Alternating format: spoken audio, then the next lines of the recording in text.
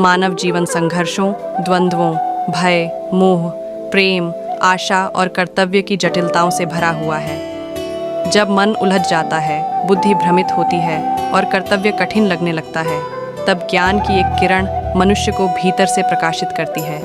भगवत गीता वही प्रकाश है। यह केवल एक धार्मिक ग्रंथ नहीं, बल्कि मानव मनोविज्ञान, आत्मविकास, नेतृत्व, नैतिकता, कर्मयोग, ज्ञान योग और भक्ति का गहन मार्गदर्शन है।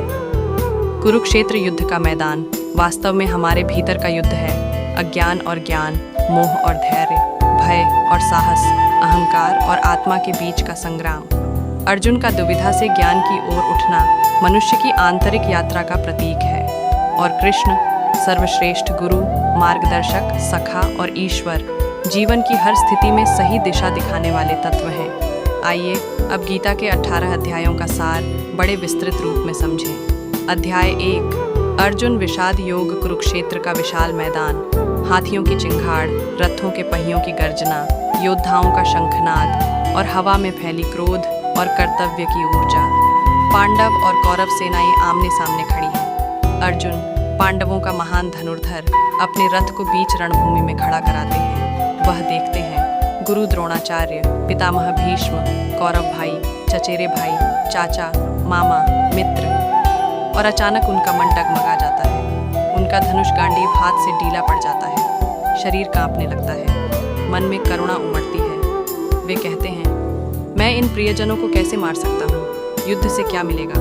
राज्य, सुख, वैभव, सब इन महान आत्माओं के बिना अर्थहीन है। यही स्थिति विषाद है, दुख, भ्रम, मोह और कर्तव्य के प्रति उलझन। और यही गीता की शुरुआत है। जब मनुष्य टूटता है, तब ज्ञान का द्वार खुलता है। अध्याय 2, सांख्य योग। ज्ञान का आरंभ। अर्जुन निराश है, पर कृष्ण मुस्कुराते हैं। वे कहते हैं, तुम्हारा दुख अज्ञान से जन्मा है। फिर वे आत्मा और शरीर का भेद समझाते हैं। आत्मा न जन्म लेती है, न मरती है। शरीर बदलता है, आत्मा नहीं। मृत्यु एक अवस्था है, अंत नहीं। वे कर्तव्य और फल के भेद को स्पष्ट करते हैं। केवल कार्य करो, फल की चिंता मत करो। कर्म के अधिकारी हो, फल के नहीं। यह कर्मयोग की पहली झलक है। कृष्ण अर्जुन को धैर्य, स्थिर बुद्धि और समत्व योग का पाठ पढ़ाते हैं। अध्याय 3, कर्मयोग। श्रेष्ठ कर्म का मार्ग। अर्जुन पूछते हैं, यदि ज्ञान श्रेष्ठ है तो कर्म क्यों? कृष्ण उत्तर देते हैं, कर्म के बिना संसार नहीं चल सकता।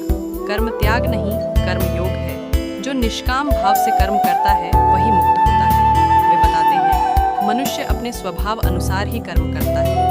कर्म मानव जीवन की गति है। कर्म करते करते मन शुद्ध होता है। श्रेष्ठ लोग जब श्रेष्ठ कर्म करते हैं, तो समाज उनका अनुसरण करता है। इसलिए कर्मयोगी संसार में रहते हुए संसार का कल्याण करता है। अध्याय 4, ज्ञान कर्म संन्यास योग। कृष्ण दिव्य ज्ञान की उत्पत्ति बताते हैं। वे कहते हैं कि उन्होंने यह ज्ञान सूर्य को दिया, सूर्य ने मनु को, और यह आगे चलता रहा। अर्जुन आश्चर्य करते हैं, लेकिन आप तो अभी जन्मे हैं। कृष्ण अपना अवतार रहस्य बताते हैं। जब धर्म की हानि और अधर्म की वृद्धि होती है, तब मैं स्वयं अवतरित होता हूँ। यहाँ वे कर्मयोग का और भी गहरा अर्थ बताते हैं। ज्ञान के साथ किया हुआ कर्म मनुष्य को बंधन मुक्त करता है। अज्ञान से किए गए कर्म व्यक्ति को बांधते हैं। अध्याय 5, कर्म संन्यास योग। संन्यास और कर्म योग दोनों ही मुक्ति के मार्ग हैं, लेकिन कृष्ण स्पष्ट करते हैं, कर्मयोग संन्यास से श्रेष्ठ है। संन्यास का अर्थ कर्म छोड़ना नहीं, बल्कि कर्म करते हुए भीतर से आसक्ति का त्याग करना है। जो व्यक्ति मन से त्यागी है, वही वास्तविक सन्यासी है। अध्याय 6, ध्यान योग, मन का विज्ञान। यह अध्याय मनोविज्ञान का महान ग्रंथ है। कृष्ण ध्यान की प्रक्रिया बताते हैं। शांत स्थान, स्थिर आसन, मध्यम भोजन, इंद्रिय संयम, मन का एकाग्र होना। वे जोर देते हैं, मन चंचल है, लेकिन अभ्यास और वैराग्य से नियंत्रित हो सकता है। अर्जुन कहते हैं, मन को रोकना वायु को रोकने जैसा कठिन है। कृष्ण स्वीकारते हैं, हाँ कठिन है, बट नॉट इम्पॉसिबल। अध्याय 7 से 10, परमात्मा का विज्ञान, ज्ञान विज्ञान विभूति। कृष्ण अर्जुन को बताते हैं, मैं इस सृष्टि का आधार हूँ। जो कुछ भी सुंदर, शक्तिशाली, तेजस्वी है, वह मेरा ही अंश है। वे प्रकृति और पुरुष का रहस्य बताते हैं। सत्व रज तम की त्रिगुण शक्ति बताते हैं। भक्ति योग के महत्व का विस्तार करते हैं।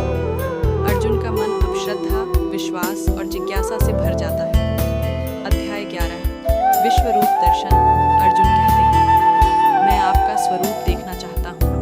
कृष्ण दिव्य चक्षु देते हैं। अर्जुन वह रूप देखते हैं। अनंत मुख, अनंत नेत्र, अनंत भुजाएं, ज्वालामुखियों जैसी, अग्नि आकाश भरता प्रकाश समय का प्रचंड रूप में देखते हैं। सभी योद्धा कृष्ण के मुख में प्रवेश कर रहे हैं। कृष्ण कहते हैं, मैं काल हूँ, सभी का अंत करने आया हूँ। यह अध्याय मनुष्य को यह सीख देता है, ईश्वर सर्वशक्तिमान है, हम उसके उपकरण हैं। अध्याय 12 भक्ति योग। कृष्ण अर्जुन को बताते हैं, जो प्रेम से मेरा स्मरण करता है वही मेरे सबसे निकट है। भक्त का स्वरूप दयालु, अहिंसक, क्षमाशील, निर्भीक, संतुष्ट, समदर्शी, मन और इंद्रियों पर नियंत्रण, भक्तिमान, सरल है, प्रेम, विश्वास और समर्पण। अध्याय 13 से 15 प्रकृति, पुरुष और आत्मज्ञान। कृष्ण क्षेत्र, शरीर और क्षेत्रज्ञ आत्मा का भेद बताते हैं। वे प्रकृति के 24 तत्व समझाते हैं, मन, बुद्धि, अहंकार, इंद्रियां, पंचभूत।